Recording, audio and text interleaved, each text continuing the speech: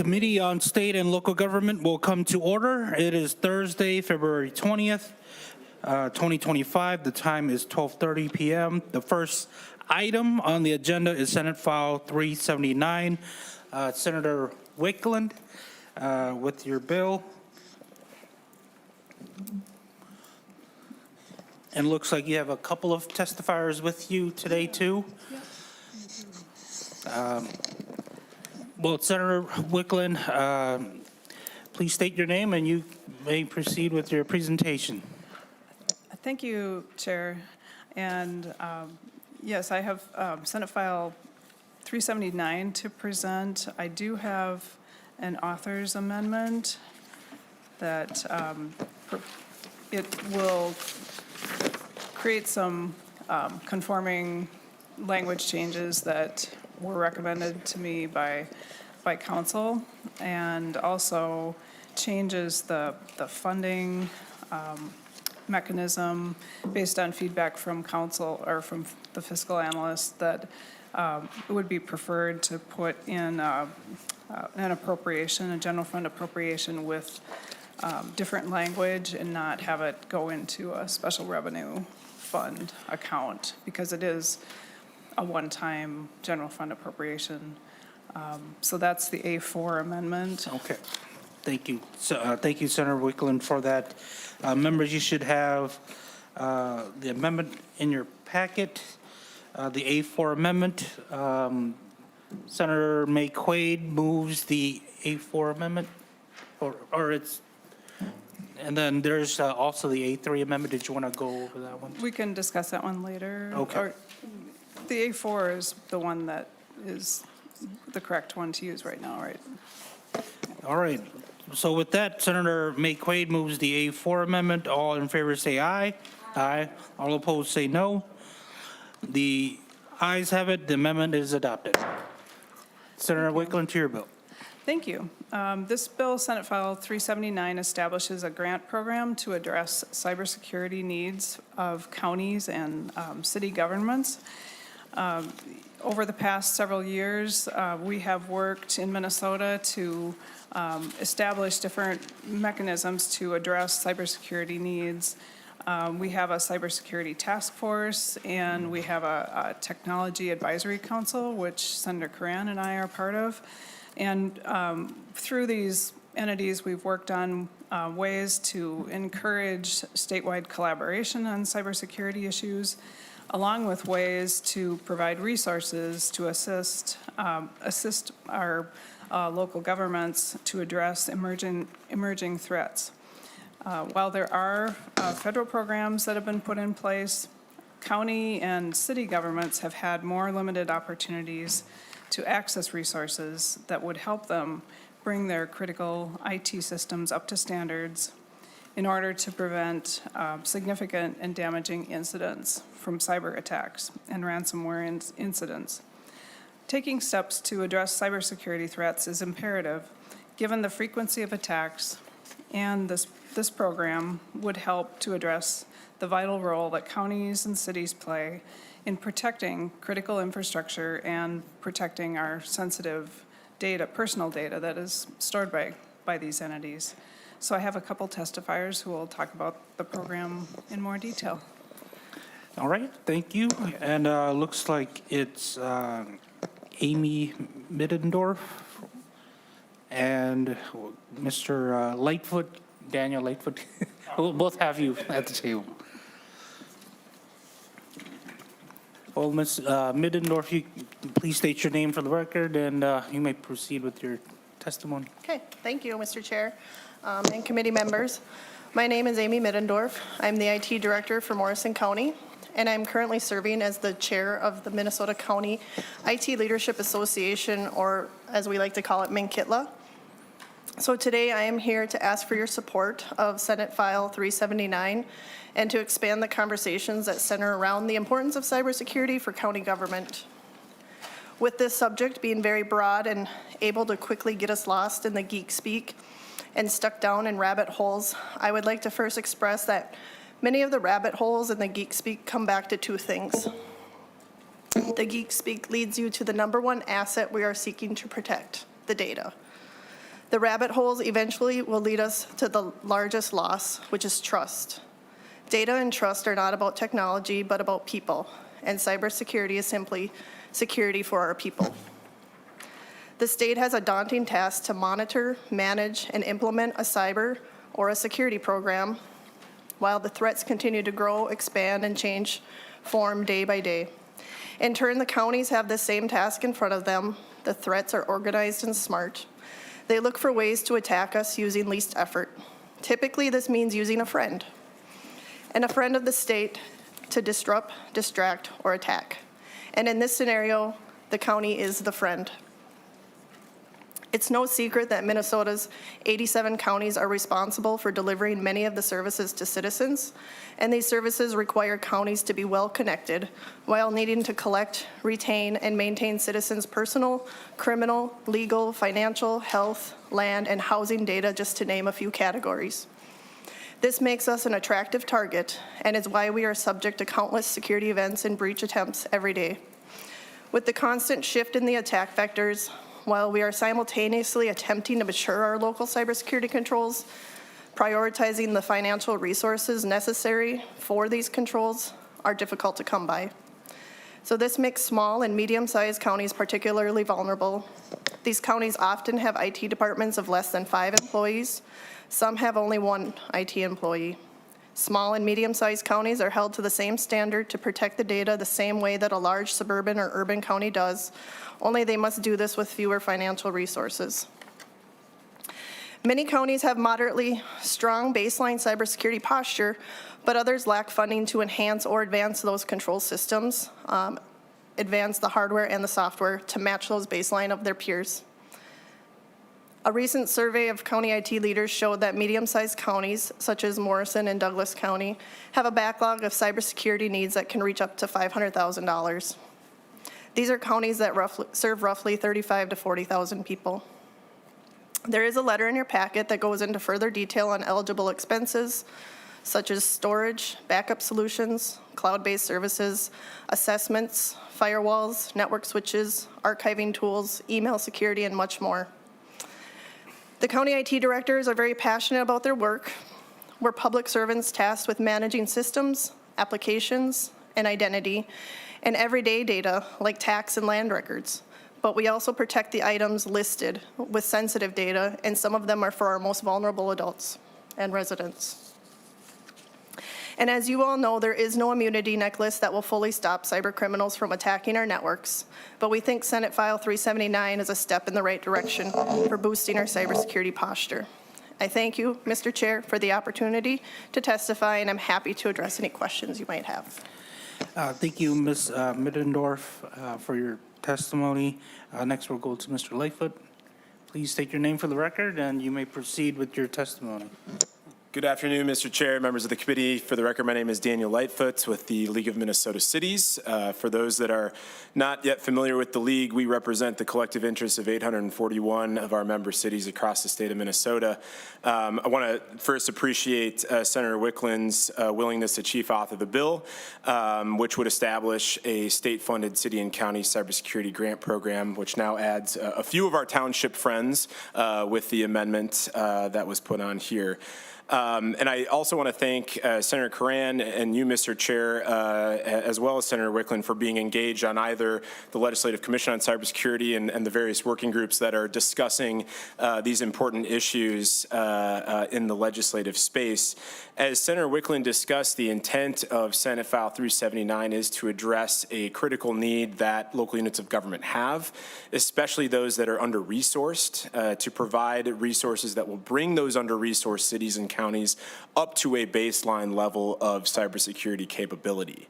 And as this committee knows, Minnesota is a small city state, but those small cities still manage critical infrastructure like water and wastewater treatment facilities, energy generation and distribution, dams, levees, police and EMS, transportation infrastructure, et cetera, as well as manage numerous critical and sensitive data on residents, which has certainly made those smaller local units of government more of a target for ransomware attacks. So just to give you a sense of the cybersecurity capabilities currently of many of our member cities, of the 150 cities with populations above 5,000 in Minnesota, only 83 of them employ IT staff or some type of managed service. And those will stand to benefit the most from federal funding that this committee discussed last session, the state and local cybersecurity grant program funded from the federal level, because they have more sophisticated networks and above minimum recommendations for network management and software and hardware capabilities. The remaining of those 702 cities do not have any IT dedicated staff, and on average only have about a total of 7 full-time equivalent staff working for the city, with over a third of those cities having only 1 FTE or less. These cities generally have very minimal technology and lack even the basic minimum hardware and software capabilities, including data backup systems and data security, which are critical for that baseline level of cybersecurity posture. Through surveying our members, we determined that over 63% of cities do not meet very basic baseline cybersecurity control criteria. What we at the League and through our insurance trust, which provides property casualty coverage for most of the cities in this state, are seeing on the ground is a market uptick in cybersecurity claims. We're seeing more data breaches, we're seeing more ransomware attacks, we're seeing more unauthorized access to networks. And I did mention the Minnesota IT implemented state and local cybersecurity grant program, which was funded at the federal level, that $18 million plus $5.5 million in matching funds that this committee discussed last session. This program is critical, but it will generally be utilized to implement a Minnesota IT's cybersecurity task force whole of the state cybersecurity plan, which will really be addressing that high-level enterprise-wide cybersecurity efforts. And this is great, but the small cities that I mentioned, without even a baseline level of IT maturity and cybersecurity posture, are unlikely to benefit all that much, given the small resource available for that program at broad scope.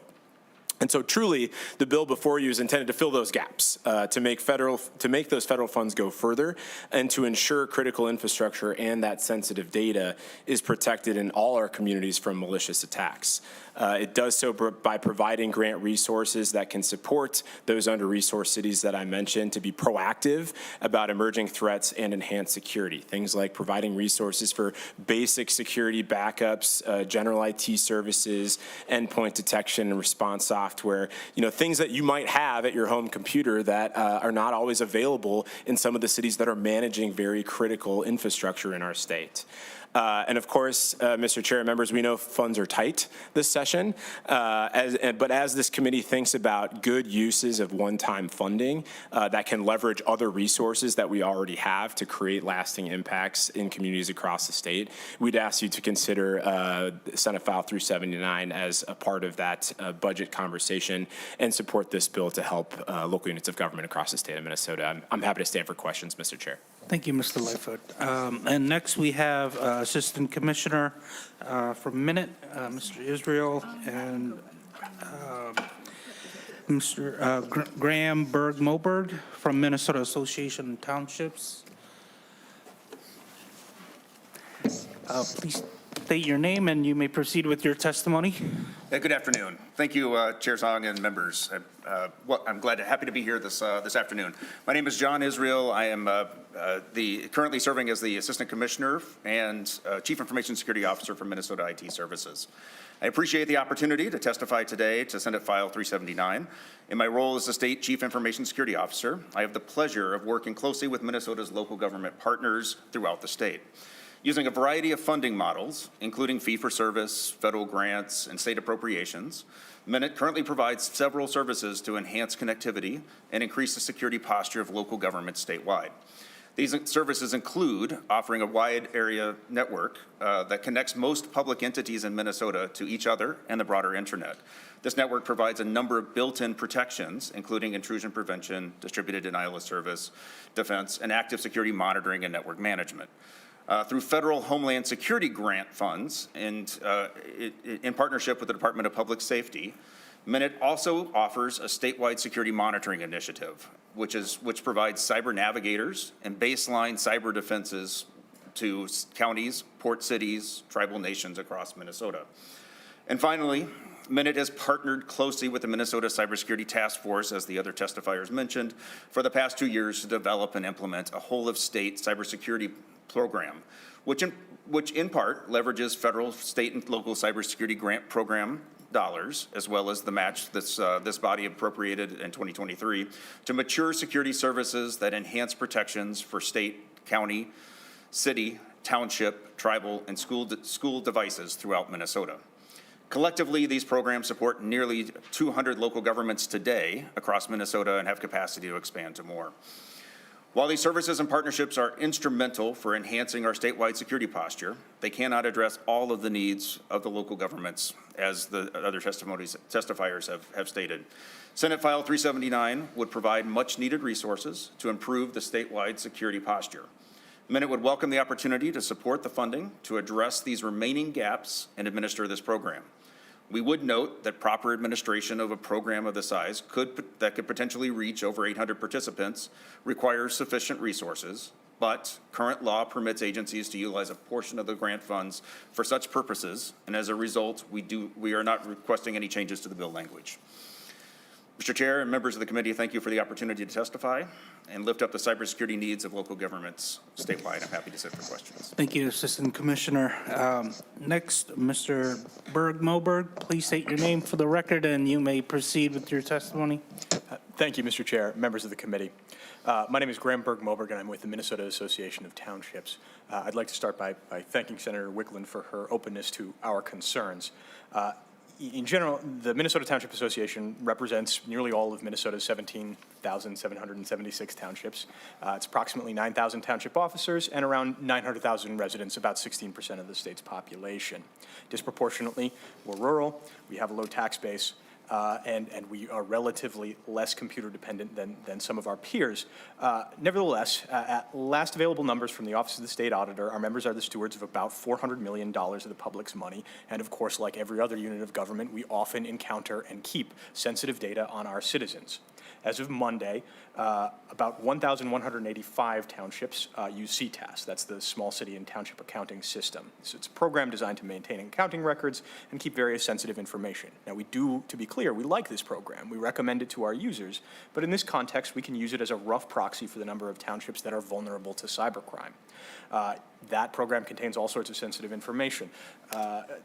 Social security numbers, anything that a competent fraudster would need to socially engineer access to bank accounts, that kind of stuff. Now, we have had conversations with other stakeholders, and it would appear that the general consensus is that targeting the larger and more computer-dependent of our members would not adversely affect anybody else who's attempting to utilize this program. And we know funding is tight this session. So should the bill permit townships with a population of greater than 5,000, we would only be looking at about 8 additional entities potentially available to apply for this grant. So we do view this as a good first step, potentially to beginning to address this need and better protect the citizens of our townships.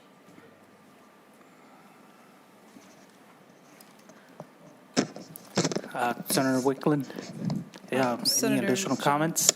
Chair Jong, yes, the initial amendment did not cover this, and so this is an additional amendment that I would like to bring forward. It's the A3 amendment. And after discussions today with the stakeholders involved in the bill that I've been working with, and Graham and others, we did, as he stated, come up with this idea of having a way to add the local townships as eligible entities, with a constraint that the eligible entity would be having a population greater than 5,000. The A3 reflects changing county and city to local government instead of, instead, and then providing for that eligible entity statement. So I would like to see if that could be moved, and members could discuss if this would be an appropriate amendment. Certainly. Members, any questions or comments on the A3 amendment? So, Members, you should have gotten copies of the packet of the amendment. Senator Ann Johnston Stewart. Thank you, Mr. Chair. My question is for Mr. Berg-Moberg. Did you say there's only 8 townships with populations greater than 5,000? That's correct. That's what I thought I heard. Thank you very much. That's my question.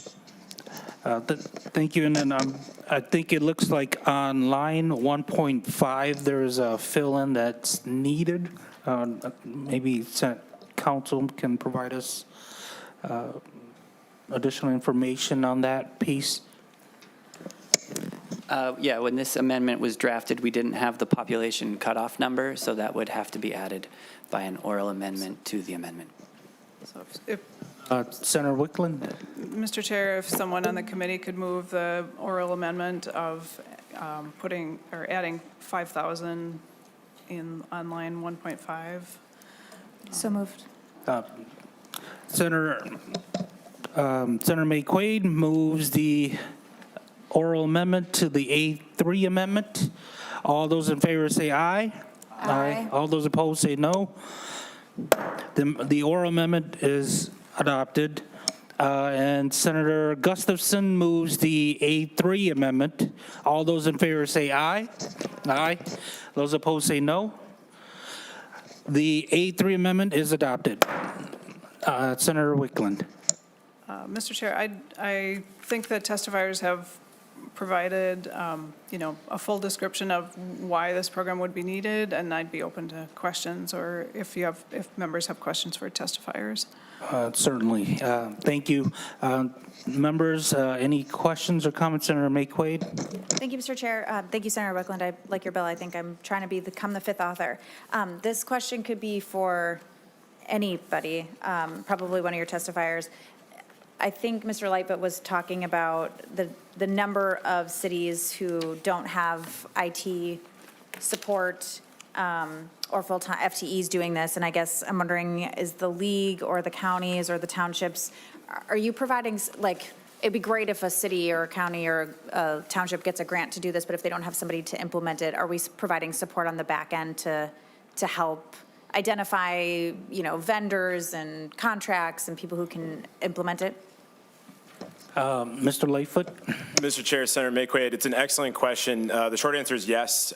Through the League of Minnesota Cities Insurance Trust, we do have cybersecurity loss control consultants that work directly with elected officials and staff at local units of government to identify best practices on the cybersecurity topic. And we do have the trust, and many of our member cities have relationships, especially if you don't have in-house cybersecurity IT staff, which, as I indicated, most don't. Vendors that do that work that can help a local unit of government with things like email monitoring software, and hardware opportunities to, for data backups to bring that posture up to a baseline level. So yes, we do serve as an advisory role. If a city calls us and says, hey, we have these needs, what are your thoughts? We absolutely help in providing advisory opinions on some of that stuff. Senator McQuaid. Thank you, Mr. Chair. Similar question. I work at a nonprofit. Sometimes we don't go after grants because it would take more staff time to write the grant than the grant would be worth getting. Are you folks going to help if we're talking about 8 employees and they have to take time to write out a grant for $25,000? Is there grant support as well? Mr. Lightfoot. Mr. Chair, that may be a question better answered by my colleague, Mr. Israel, as Minnesota IT would be developing the RFP, hopefully with consultation with stakeholders as well. But that may be a better question for Mr. Israel. Mr. Lightfoot, the Assistant Commissioner. Thank you, Chair Zong, Senator McQuaid.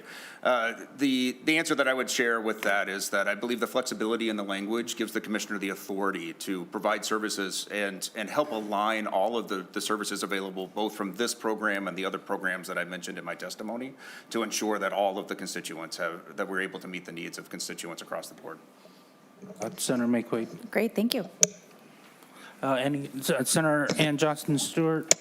Thank you, Mr. Chair. I just want some clarification. My question relates to lines 213 to 217, and this is for Senator Wiklund. it says the commissioner must prioritize applications based on their demonstrated degree of local need, including whether the city or county employs dedicated staff and whether the city or county, well, the entity as now changed by the A3, has the ability to access other local resources. So my question is, I guess it's just a little confusing. Are we prioritizing cities that don't have dedicated staff or prioritizing cities that do have dedicated staff? I think it's, based on your testimony, this is meant indeed for cities without dedicated staff. Just wanted to clarify. Senator Wiklund. Mr. Chair, Senator Johnson Stewart, I think that it is leaving it somewhat open, but allows for the information to be gathered. But I know Mr. Israel has more information about and can provide a better answer, or fuller answer. Thanks. Assistant Commissioner. Chair Zong, members, thank you for the question. I would reiterate just kind of the same sentiment from the prior answer to Senator McQuaid as well, that I believe this language gives us the flexibility to take all of those into consideration and build a model in collaboration with all of the impacted parties that are at the table today, and as well as the others, to build a program that is effective for each of these entities. I believe that having that as part of the scoring system allows us to make informed decisions, but does not require that you have to have or don't have IT. Thank you. Thank you. Any further questions or comments? Final words, Senator Wiklund. Well, thank you, Mr. Chair. I really appreciate being able to present the bill in the committee today. We did have a discussion about this concept last fall on the Legislative Commission on Cybersecurity, and I felt that the testimony was compelling then, that there are entities that are having difficulty accessing funds to be able to make appropriate upgrades and just to get to baseline levels, and we should all be concerned about that because entities are protecting things that are critical to Minnesotans, their water infrastructure, and as well as sensitive data. So this would be another way to help supplement other things that are going on. Certainly the dollar amount is something that we would hope just to be considered as the bill moves forward and as you have a chance to consider all of the budget implications this year. But I really appreciate being able to present the bill today. All right, Senator Wiklund, thank you, and thank you to Senator Coran for offering your expertise on this. And seeing no further discussion, Senate File 379 is laid over for possible inclusion. Thank you. All right, thank you. Next up, Senate File 483, Senator Rasmusson, you're ready?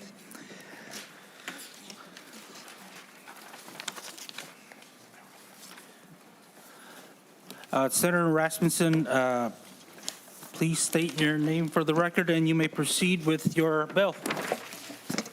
Thank you, Mr. Chair. Great to be with you today, and thank you for the opportunity for a hearing on Senate File 483, and this is coming to you from the Transportation Committee. And Mr. Chair, the reason it's coming to your committee is because it affects rulemaking and includes a good cause exemption because we're effectively giving the rule amendment here in the bill text.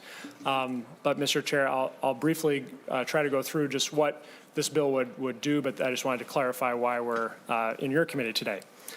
So currently under state statute and specifically Minnesota rules, when an individual has an episode which has caused the loss of consciousness, could be through a seizure or some other loss of consciousness, they need to be examined by a physician and fill out a form every year to prove that they are not a danger to the public and to be able to drive.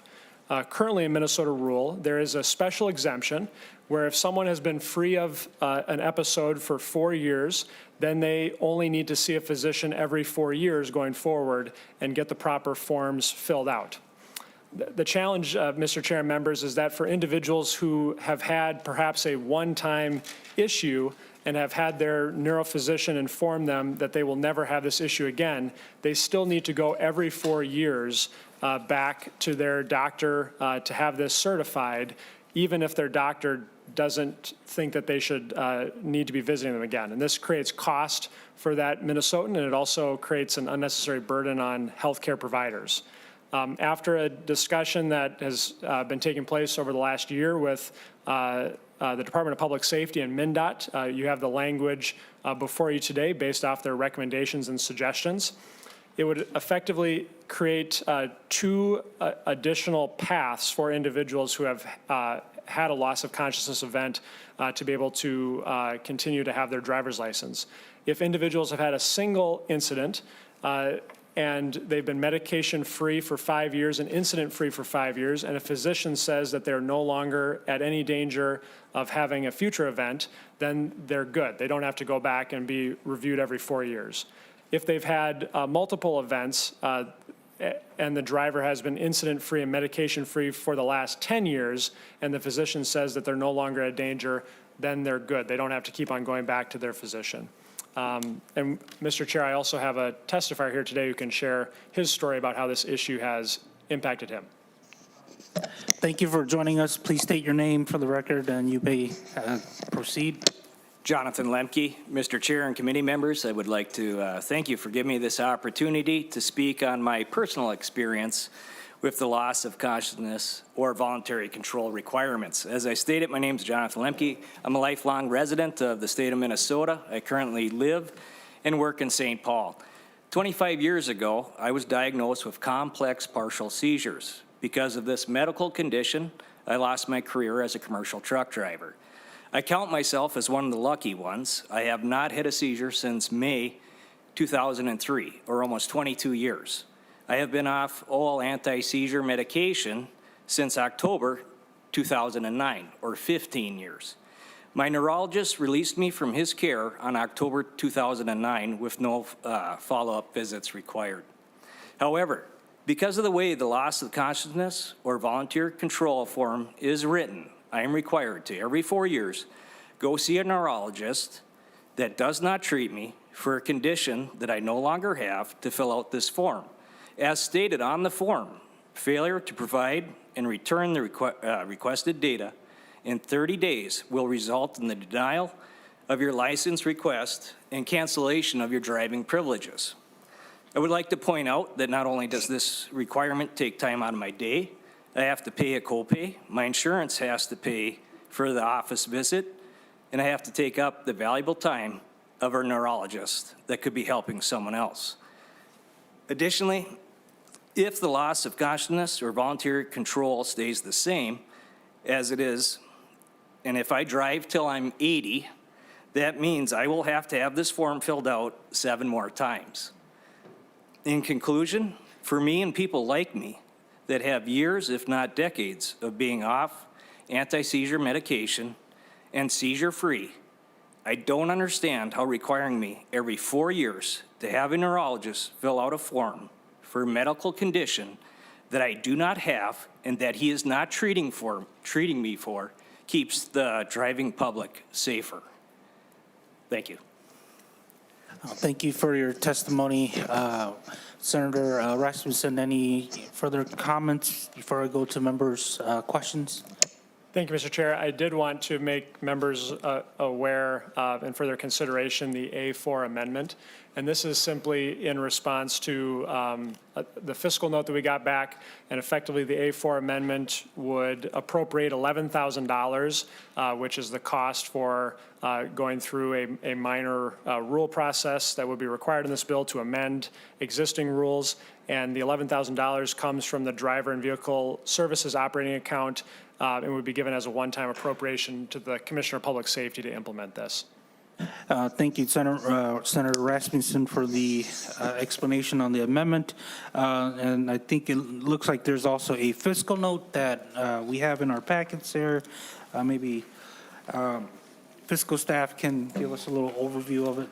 Yeah, Mr. Chair and members, I don't think I have too much more to add beyond what Senator Rasmusson has so eloquently explained to the committee. The cost of a minor rule is estimated at about $11,000. This cost accrues to the agency conducting the rulemaking. As far as state gov agencies in the bill, that would be the Office of Administrative Hearings, which would incur about $1,000 worth of ALJ time, which is billed back to the rulemaking agency. And so the total cost falls on, in this case, the Department of Public Safety.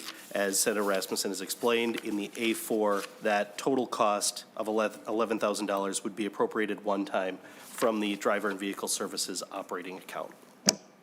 Thank you, Mr. Erickson. With that, any member questions or comments on the bill? Thank you, Senator Rasmusson, for bringing it to our attention and reaching out to my office on this. And thank you, Mr. Lemke. Hopefully we can address Chair? this. Sorry, Senator McQuaid. I'll move the A4 amendment. It's Yep. so controversial, but I'll just do it as a favor to Senator Rasmussen. Yes. Senator McQuaid moves the A4 amendment.